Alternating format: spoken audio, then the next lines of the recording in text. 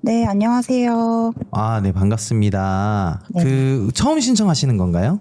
아니요? 목소리가 깔랑깔랑 하신 거 보니까 약간 기가 좀 있네요. 기가 느껴져요, 제보자님. 기 싸움에서 절대 지지 않을 사람입니다. 이럴 땐 어떻게 해야 되죠, 형님? 기를 눌려야죠. 근데 항상 말씀드리지만은 이분 안익명 씨잖아요. 맞아요. 아무튼 우리 안익명 씨가 이렇게 또 오래간만에 사연을 이렇게 신청해 주셨는데 이번 주 저희한테 들려주실 사연은 어떤 사연일까요? 저희 오빠가 겪은 썰이고요. 상가에 관련된 이야기예요. 상가. 그죠. 상가에 대한 공포 있죠. 옛날에 여러분들 그거 아세요? 시장 안에 네. 원래 큰 건물이 하나 있어요. 상가. 네. 엄청 큰 상가. 네. 거기가 이제 10시 되면 문을 9시인가? 문을 딱 닫는데 비상등만 딱 켜져 있어요. 그러면 그 1층에 큰 넓은 공간에 텅 비어 있어, 사람들이. 왜요? 거기서 오는 공포감. 뭘 왜요? 장사가 끝났으니까 불 끄지. 아무튼 우리가 안익명 씨 이야기를 한번 들어볼 건데 상가에 대한 이야기 혹시 준비되셨나요? 네. 네. 네. 그러면 저희가 바로 들어보도록 할게요. 바로 시작해 주세요. 큐! 액션!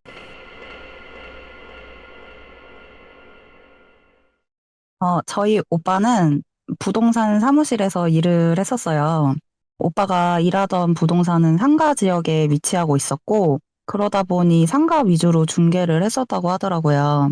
오빠가 그날도 부동산에 근무를 했는데, 상가 손님의 특성상 장사를 하고 계시는 분들이 많아서 늦은 오후나 저녁 시간에 방문을 요청하시는 분들이 많았고, 그날도 어김없이 늦은 오후에 상가를 보겠다는 손님의 전화를 받았다는 거죠. 근데 연락을 준 손님의 자금 사정이 풍족한 편도 아니었고, 원하시는 평형대도 자본금에 비하면 오빠가 일하는 부동산에서 가지고 있는 물건으로는 도무지 구할 수가 없는 상태였대요. 그래서 오빠는 다른 부동산이랑 연계해서 공동중개를 하기로 마음을 먹고 물건을 수배하기 시작했대요. 쉽지 않은 가격과 평형의 부동산 정보방을 한참을 뒤지다가 시세보다 저렴하고 손님이 원하는 적당한 위치와 평형의 물건을 발견했다더라고요. 오빠가 봤을 땐 그 물건이 오빠가 일하는 사무실과 약간 거리가 있긴 했지만 손님이 원하는 상권과 크게 벗어난 것도 아니었고 경기가 좋지 않아 한동안 손가락만 빨며 사무실 지키기만 하고 있던 터라 찾아온 손님을 놓치기 싫은 마음이 크니까 이 정도면 괜찮겠지 하고 주저없이 그 물건을 가지고 있는 부동산에 전화를 걸었대요. 그렇게 다른 부동산에 전화를 걸고 해당 매물이 거래가 가능한 매물인지 확인을 하는데 상대방 부동산에서 언제 보러 오실 거냐고 묻더래요. 아무래도 상가 손님이시다 보니까 낮 시간대에 보는 건 어려울 것 같다고 저녁에 보러 가겠다고 이렇게 말씀을 드렸는데 상대방 부동산에서 너무 늦은 시간은 곤란하다 이렇게 말씀을 하시더래요. 보통 상가의 경우 늦은 오후나 저녁쯤에 보는 게 그다지 특별한 일은 아니었는데 너무 단호하게 안 된다고 하니까 오빠도 조금 당황했다고 하더라고요. 공동중개가 하기 싫으신 건가 싶기도 하고 근데 공동중개가 하기 싫으면 부동산 정보방에 올리진 않았을 텐데 싶으니까 오빠가 그쪽 부동산에 사정을 하면서 저희 손님이 낮 시간대에는 방문이 불가한 상황이라 죄송하지만 저녁에만 가능할 것 같다 이렇게 말씀을 드리니까 그쪽 부동산에서 나는 그 시간에는 못 간다. 비어 있으니까 알아서 보여주라. 이렇게 얘기를 하시면서 그 상가 주소랑 비밀번호를 알려주시더라는 거죠. 근데 이제 오빠가 일하던 동네가 이제 상가 중개의 경우에는 부동산끼리 물건을 빼앗는 경우가 허다해서 매물을 가지고 있는 부동산에서 물건지 주소를 물건지 부동산의 직원이 동행하지 않은 상태에서 노출하는 일은 매우 드문 일이었고 그나마도 이제 몇 번 거래를 해서 신뢰를 쌓아야 그때서야 주소와 비밀번호를 알려주는 시기였는데 단 한 차례도 거래를 하지 않은 오빠에게 이제 주소와 비밀번호를 선뜻 알려주시길래 오지 싶었대요. 근데 또 물건을 보려던 시간이 너무 늦은 저녁 시간이라 칼퇴를 하고 싶으신 건가라고 생각이 들길래 그냥 별 생각 없이 그쪽 부동산에서 불러주는 주소와 비밀번호를 받아 적은 거죠. 그렇게 늦은 저녁이 돼서 손님을 만난 오빠는 손님과 함께 그 부동산에서 말씀해주신 주소지로 갔대요. 근데 도착하자마자 뭔가 꺼림칙한 기분이 들더라는 거예요.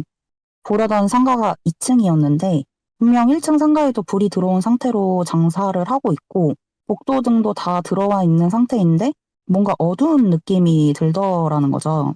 근데 손님 앞에서 그런 꺼림칙한 기분을 내비칠 수는 없으니까 오빠가 앞장서서 그대로 계단을 걸어 올라갔대요.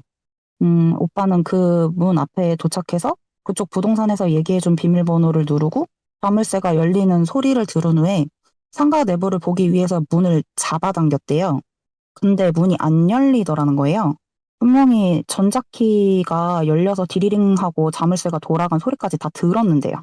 그리고 계단 구조나 문의 방향으로 봤을 때 분명히 당겨야 하는 상황이라 오빠가 이상하다 싶어서 여러 번 비밀번호를 입력하면서 문을 당겨도 보고 밀어도 보고 다 했는데 마치 안에서 누가 꽉 잡고 있는 것 마냥 문이 안 열리더라는 거예요. 그래서 오빠가 뭔가 어라 싶어서 문을 힘을 주어서 밀어보다가 이제 순간적으로 문을 확 잡아 당겼는데 뭔가 문을 잡고 있던 사람이 순간적으로 힘의 방향이 반대가 되니까 그러니까 내동댕이 쳐지는 그런 것처럼 문이 갑자기 펑 하듯 열리더래요. 그래서 약간 당황스러운 감정이 들긴 했는데 오빠는 이제 손님한테 이제 애써 태연한 척을 하면서 아 비어진 지 오래돼서 문이 잘 안 열리나 봐요. 이렇게 너스레를 떤 거죠. 오빠도 찜찜한 기분이 들긴 했지만 뭐 일이 먼저인 상황이니까 아 일에 집중하자 생각하고 그 상가에 들어가서 전등 스위치를 켰는데 이번엔 불이 안 들어오더라는 거예요.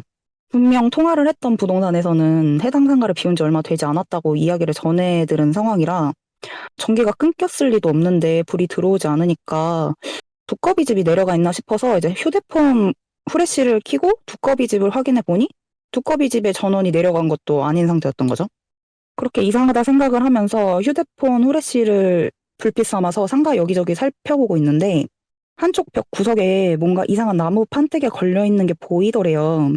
그래서 오빠도 뭔가 찜찜하니까 그 나무 판때기 뒤편을 슬쩍 살펴보니까 이제 부적이 하나 붙어 있더라는 거예요. 그래서 오빠가 그 부적을 보고 여기 왜 이런 게 있지? 이렇게 딱 말을 하는데 그 순간 갑자기 그 실내 전등이 파바바박 하고 다 켜지더라는 거예요. 분명 불이 들어오지 않았는데 그 부적을 발견하고 채 몇 초도 되지 않아 켜지는 전등에 오빠도 정말 오싹한 기분을 느끼면서 손님과 함께 그 자리에 얼어붙었대요. 불이 들어오는 그 순간 뭔가 차가운 기운들이 빠르게 오빠 옆을 지나쳐가는 그런 기분도 들었다고 하더라고요. 그리고 오빠도 너무 찜찜하니까 손님한테 이 상가 안 하시는 게 좋을 것 같다고 이렇게 말씀을 드렸는데 그 손님이 오빠한테 사장님이 다른 상가 더 찾아봐 주시면 안 되냐고 이런 거 잘 보시는 것 같다고 그랬다는 거예요. 그래서 저희 오빠는 그 손님한테 사장님 저 무당 아니에요. 그런 거 잘 몰라요. 이렇게 말하면서 집에 돌아와서 젖설을 저한테 푼 거죠. 무서웠짱 막 이러면서. 그리고 오빠는 다음날 그 물건을 소개해준 부동산에게 어제 발생한 일에 대해 말을 하면서 거기 귀신 있는 것 같다 이렇게 말을 했대요. 근데 그 부동산은 모르는 척을 하시는 건지 정말 모르시는 건지 그런 게 어디 있냐 귀신이 있을 리 없다 어디 가서 이상한 소리 하지 말아라 이렇게 오빠 입단속을 하셨다고 하더라고요. 근데 오빠 생각엔 그 상가 위치나 평형에 비해서 저렴한 물건이었다라는 점과 상대방 부동산에서 늦은 밤 상가를 보는 것을 거절했던 것? 그 부동산에서 한 번도 거래를 하지 않은 오빠에게 보고 오라며 흔쾌히 주소와 비밀번호를 공개해 준 건 아마도 그 물건을 소개해 준 부동산도 그 물건에 어떠한 문제가 있다라는 점을 인지하고 있었던 게 아니었을까 하더라고요. 그 이후에 오빠가 일을 하다가 거기를 지나다니는 일이 있었는데 지금 그 물건은 다른 부동산에서 계약을 했는지 인력사무소 같은 게 들어왔는데 그 인력사무소에서 정말 여러 마리의 개를 데려다 놨다고 하더라고요. 그 상가를 얻으신 분이 단순히 강아지를 좋아하시는 걸 수도 있지만 거기를 지나가다 보면 그 강아지들이 엄청 큰 사냥개 종류인데 볼 때마다 개들이 다 창문 가까이 다닥다닥 붙어 있다고 하면서 개들도 무서워서 창가에 가까이 있는 거 아닌가 싶다고 오빠가 그러더라고요. 제 사연은 여기까지입니다. 네, 잘 들었습니다. 잘 들었습니다. 잘 들었습니다. 상가의 부적이라. 상가도 저도 많이 가보긴 했지만 부적 붙인 데가 좀 많긴 해요. 부적이 많이 붙어 있는 곳으로 영업 종류 중에 부적이 많이 붙어 있는 곳이 어딜까요? 무당집. 제 말 틀렸습니까, 형님? 얘기해 주셔야죠, 형님. 그럴 수 있죠. 네. 그래서 그 물장사하는데. 그래도 자신 있게. 물장사하는데 그러니까 부적이 좀 많고 그나마 이제 보편적으로 좀 더 많은 업종이 이제 모텔. 모텔에 네, 많이 붙이죠. 거기도 많이 붙이죠. 근데 술집에는 왜 많이 붙여요? 술집 종사하시는 분들이 조금 많이 믿어요. 네, 그리고 또 물장사하는 곳에서도 이제 귀신들이 되게 많이 왔다 갔다 하니까. 그래요. 저희가 이제 상가에 귀신이 있다 없다 이런 걸 떠나서 오히려 부적을 이제 많이 붙여놓잖아요. 안 좋은 점이 좀 뭐냐면 그거를 거꾸로 하면은 이 집에 무슨 일이 있었는지 조사가 돼요. 오. 부적이 많이 붙어 있는 집 같은 경우에는 역행을 하죠. 이 집에서 도대체 무슨 일이 있었길래 이렇게 다닥다닥 붙여놨을까 해서 보면은 보통 네. 그 부적이 상가에 어떤 부적이 붙여져 있는지 좀 궁금하긴 하네요. 사실. 저도요. 네.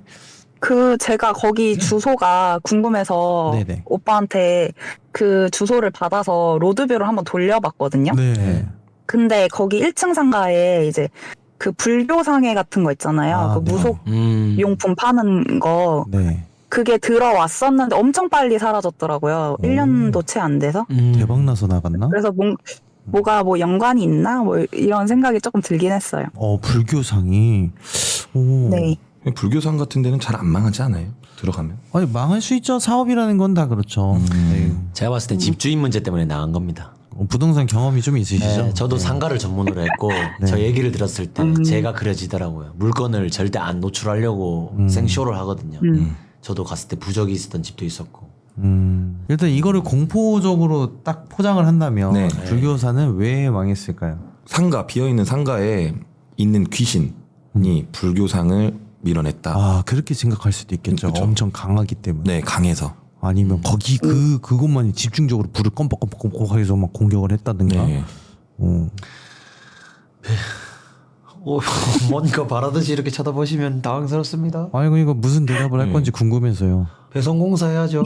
아, 그렇죠. 배송공사 해야죠. 거기 건물 주인이 돈 좀 아꼈는 거. 이걸 되게 공포스럽게 포장하면 배송공사를 들어갔어. 네. 근데 어떻게 됐을까? 배선공사 하시는 분들이 아야. 사고가 나서 그렇죠. 네. 그래서 배송공사를 할 수가 없다. 예. 중지. 아무튼 저희가 좀 생각하기에는 그 형님께서 진짜 네. 뭔가 이게 연이 있는 것 같아요. 이 길에 대한 연.